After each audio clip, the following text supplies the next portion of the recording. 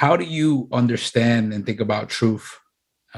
There's something that you write that kind of stands out, and I've seen this a couple of times. I think you've written it in a couple of your works, and that's the process of learning and finding truth is more effective when one searches for what is true rather than for that which is false. So maybe you could kind of expand on how you orient to truth, how you look for truth, how you understand truth. There's a lot of aspects to a question like that. Yeah. So one of them is kind of the perspective of the metaphysics on truth. There's also, things like the distinction between lowercase and capital T truth, which is also of considerable interest. I was curious about that too. Actually, that was one of my questions. The doctrine of two truths, ultimate truth, and I was curious on your take on that as well. Yeah, there's an essay on that specifically. In fact, I did write about this on the mflb.com website. So I don't remember what section it's in, but somewhere in the philosophy or the metaphysics, there's this thing about capital T truth. And the basic summary, first of all, just to kind of put it into language rather than just saying, hey, go read the essay, was more along the lines of the relationship between truth and falsity. So you have things that are true and things that are false, right? I mean, they can be statements, right? Usually when we're thinking about truth and falsity, most of the time, it's like in a mathematical community, it's going to be held in terms of, can I derive this statement from these premises using these tools, right? Whatever the inference rules are. And in that fairly limited context, we would see, well, there's things that I can't derive, so I call those false statements, and things that I can derive, and I call those true statements. But the relationship between truth and falsity is not itself an element of the truth or an element of the falsity.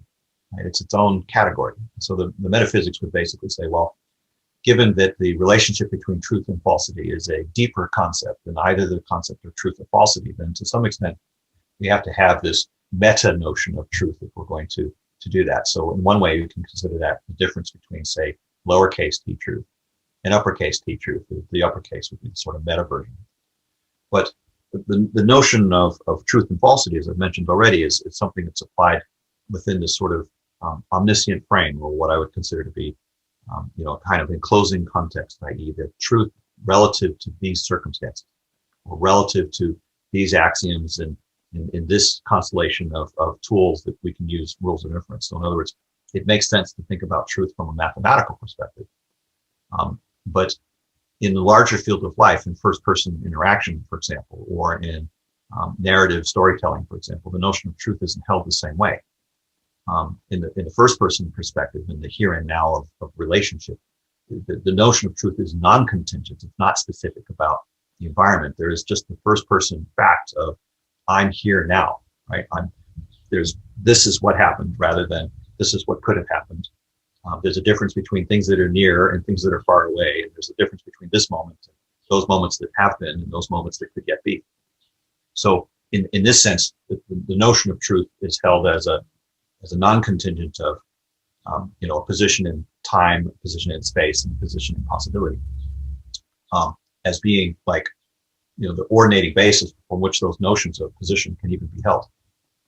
So that non-contingency of the now is, and no qualifier is kind of a specific notion of truth, and that has a more capital T flavor than a lowercase t flavor, and that's again affirmed by this axiom of relationship is more fundamental than identity, or that the betweenness is more basic aspect of beingness than even the things related, which goes back to the sort of way it was held in the mathematics sense. But then there is this sort of transcendent notion of truth, which is neither of these two things that I've just referred to, which is there's as a fan of Star Trek, for example, or just science fiction in general, there was this one episode where the character Worf is telling this sort of mythology, and then one of the people in his audience basically says, "Well, is that story true?"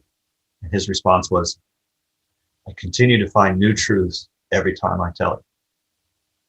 And so, in this sense, the notion of truth as a sort of discovery, as a sort of I'm looking to see ways in which the patterns of this narrative create insight into my life and into circumstances and the things that are meaningful in in the sense of connection, in the first person relationship, not just in the sense of theory, but in the sense of, a deep sort of affirming and attunement to life itself, to the way in which we hold, connectedness, relationally, both with oneself deeply and profoundly, in the sense of, relationship between self and spirit, or between self and the world, in the sense of, connection to ecology, and obviously between one another, connection to other, in the sense of, human personal relationships. And so, in this sense, to have insight about those things and the immediacy of the experience of those, and to have a sort of overarching wisdom as to how to make better choices in those spaces, because our perceptions have become more attuned to what is. That, in this sense, our practice of consciousness, if we're going to, the process of being conscious becomes increased. And this, of course, is in many ways a good thing. So in this specific sense, the notion of truth is something that one reaches for, or reaches out to, or in a sense encounters in a sense of discovery that we don't. This is also, by the way, a profound question of metaphysics. And, is the truth discovered, or is it created? In mathematics, it's largely a created thing, but in the sense of the transcendent, it's largely a discovered thing. In the sense of science, we learn the truth of causality, we learn natural laws. Whereas in metaphysics, because there is this sense of both finding, in the sense of discovering something, and also creating, in the sense of, we make choices, and there's an element of truth in the choosing. Like if we have, through the exercise of insight from the transcendent notion of truth, come to have, profound connection, have a sense of deep presence, that in that sense, the choices that we make can be reflective of deeper reality of what is present in that moment and what is wanting to be responded to. And so in this sense, there's a feeling of truthfulness that is coming through one's actions, one's quality of being. And this is, something that is genuinely a desirable characteristic. It's something we would search for and strive for. And in that sense, the boundary between discovering truth and creating truth is erased. And in the choices that I'm making, to the degree that they're infusing these deep elemental sort of realities, biological realities, or deep spiritual realities, the sense of the sacred is infused in the moment of the speaking. That there is a sense in which we can see that discovery and creation are the same. And this is now flipping beyond just the immanent, the omniscient, the transcendent. This is now looking at the notion of truth in a much broader way. It's looking at goodness and beauty, and holding those in a combined way, right? There's a sense here in which we are discovering the beauty of life and creating it, and that our choices become good choices, in the sense that they have health and vitality and affirmation, and that they are holistic and responsive to more of the totality of what is. And so in this sense, truth becomes essentially held at a level of principle that transcends specific circumstances. It becomes non-contingent in yet another way. It becomes, not just a principle that's applicable in this particular world or in this particular context, but one that's generally applicable in every world and in every context. And when we get to being able to articulate truths in that particular sense, the notion of, cannot not be the case. There's a sense here in which we're folding over the field of potentiality, and that's a very specific technical language. I tend to get a little upset when people use it, because the notion of to know something so well that you can be sure that it is always the case cannot not be the case. There's a level of precision and rigor and discipline that is required to hold that well. And so in that specific sense, the notion of truth expressed in that profound way is something which we could regard as a kind of capital T truth as well.